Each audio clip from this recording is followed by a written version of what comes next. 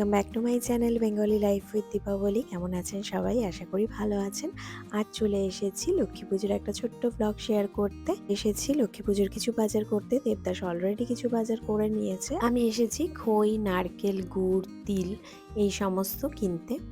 আর এইগুলোই হচ্ছে লক্ষ্মী পুজোর একদম মেইন জিনিস। আর রাত্রিবেলা বানিয়ে নিয়েছি পায়েস।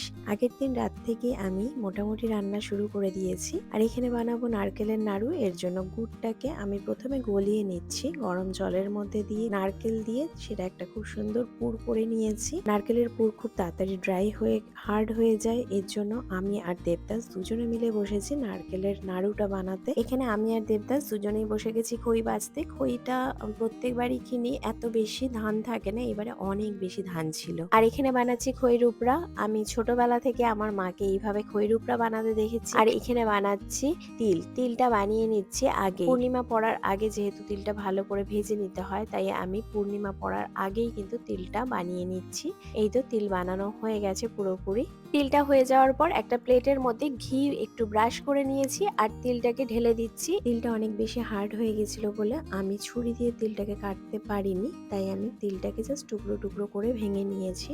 তিলটা বানানোর পরই সাথে সাথে আমি বানিয়ে নিয়েছি ভোগের আলুর দম। ভোগে যেরকম নিরামিষ আলুর দম হয় সেই রকম আলুর দম বানিয়েছিলাম। এই তো পরের দিন পুজো হবে, তাই রাত্রিবেলা দেবদাস সমস্ত যে পুজোর জায়গাটা সেটা সাজাচ্ছে। নর্মালি আমার পুজোর যে আসন সেটা আমার ওপরে থাকে, আর ওপরের আসনটা তো ওখানে অনেক ঠাকুর আছে, ওখান থেকে শুধুমাত্র লক্ষ্মী ঠাকুর নিয়ে এসে আমি লিভিং রুমে এখানে সাজিয়ে পুজোটা করব। কেননা যেখানে ঠাকুর আসন আমার সেখানটায় এরকম ভাবে আলপনা করা যাবে না, কেননা পুরোটাই কাটবে। এটা হচ্ছে সকালবেলা ঘুম থেকে উঠেই আমি তাড়াতাড়ি করে রেডি হয়ে নিয়েছি। আর এই যে পাগুলো দেখছেন, এগুলো আমি কিছুটা পা রাত্রিবেলা এঁকে শুয়ে পড়েছিলাম, আর কিছুটা সকালবেলা উঠে আমি করেছি। আর সামনে যে আলপনাটা ঠাকুরের সামনে রয়েছে সেটা করেছে দেবদাস। আর সকালবেলা সবাই যখন ঘুমোচ্ছিল তখন উঠেই ঝটপট আমি পুরোপুরি জোগাড়টা করে নিয়েছি ঠাকুরের, কেননা বাচ্চারা ওঠার পরই শুরু হয়ে যাবে দৌড়োদৌড়ি, আর তখন কিন্তু আমার পক্ষে করা সম্ভব হবে না। তাই ভোরবেলা উঠেই আমি রেডি করে নিয়েছি সমস্ত কিছু। ওই রূপরা নৈবেদ্য ফল কেটে নিয়েছি, সাজিয়ে নিয়েছি। আর শুধুমাত্র এবার একটু পরেই পুজোতে বসবো, তার আগে পুরো রেডি করে নিয়েছি। আপনাদের সাথে শেয়ার করছি যতটুকু দেখেছি মায়ের থেকে, সেইটুকু দেখেই করা। ঠাকুর এখনো আমি বসাইনি। তো এইবারে ঠাকুর বসানো হয়ে গেছে, আর আয়ান উঠে গেছে, বিহান উঠে গেছে, সকলে চলেছে। বিহান তো অনেক বড় হয়ে গেছে, তাই বিহান অতটা বেশি প্রবলেম করেনি, কিন্তু আয়ান কিন্তু বেশ প্রবলেম করেছে, বারে বারে সমস্ত কিছু ধরতে চাচ্ছিল। যদিও ওকে বোঝানোর পরে ও আর একবারও কাছে আসেনি। ঠাকুরের ডেকোরেশনটা ভালোই লাগছে আমার কাছে, দেবদাস করেছে ডেকোরেশনটা, আমার বেশ ভালোই লাগছে। আর লাইটটার জন্য তো খুবই ভালো লাগছে। প্রতি বছরই আমি এভাবে করি, লাস্ট 2 বছর শুধু আমাদের অসৌচ ছিল বলে করতে পারিনি। তার আগে আমি যে পুজোগুলো করতাম তখন আমি ইউটিউবে আসিনি, তাই কখনোই আগের পুজোগুলো শেয়ার করতে পারিনি আপনাদের সাথে। তখন আমি এইভাবেই পুজো করতাম। এই তো আমি পুজো করতে বসে গেছি আর করছি পাঁচালি, আর দেবদাস একটু ভিডিও করে দিচ্ছে পাঁচালি করার সময়।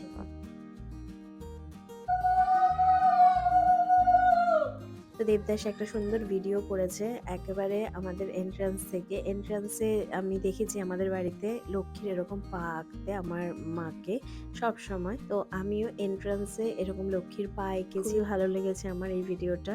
আশা করি আপনাদেরও ভালো লাগবে। আমি নর্মালি কখনোই আলপনা দেওয়া, এরকম ঠাকুরের পা আঁকা, এগুলো আমি কখনোই বাড়িতে করিনি, কেননা আমার দিদিরাই এগুলো করে। আমি ফার্স্ট টাইম ঠাকুরের পা এঁকেছি। আগে আমি যতবার পুজো করেছি বাড়িতে কার্পেট ছিল, তো এরকম ভাবে আঁকার কোনো রকম সুযোগ ছিল না। দেবদাসের ইচ্ছে ছিল লক্ষ্মী পুজো বাড়িতে একটু বড় করে করবে আর আমাদের আশেপাশের সোসাইটির সকলকে ডাকবে। কিন্তু দুর্গাপুজোর সময় থেকে আমার শরীর খুব একটা ভালো যাচ্ছিল না, আমার সর্দি কাশি জ্বর এগুলো লেগেই ছিল।